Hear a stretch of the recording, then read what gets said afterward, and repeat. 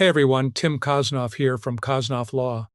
For more than 40 years, I've fought for survivors of childhood sexual abuse against institutions like the Catholic Church, the Boy Scouts, the Mormon Church, and others. I've seen the patterns, cover ups, secret files, moving predators around instead of reporting them, and I've helped survivors recover justice and force real change. This week, something important happened right here in Washington state. On March 2nd, 2026, the Washington Court of Appeals unanimously ruled that the Attorney General's office can enforce subpoenas against the Archdiocese of Seattle. They're investigating whether charitable donations, money given by good people for good causes, were used to hide decades of clergy sexual abuse. Think about that.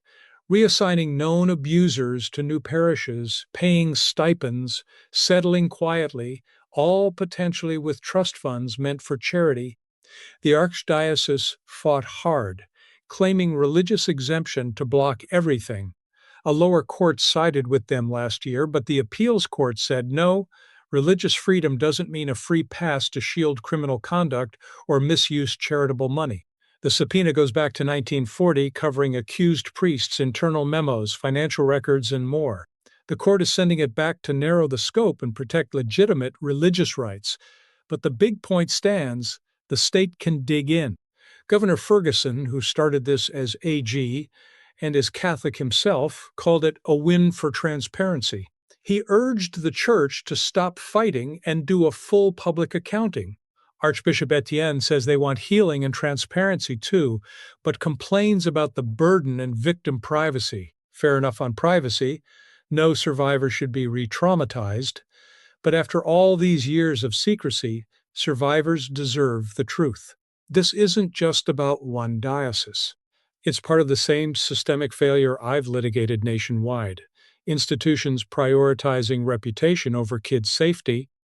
If you're a survivor of abuse by Catholic clergy in Washington or anywhere or know someone who is, this ruling could open doors for more accountability. You don't have to wait for government probes. Civil lawsuits can expose files, hold people responsible, and get compensation for the lifelong harm.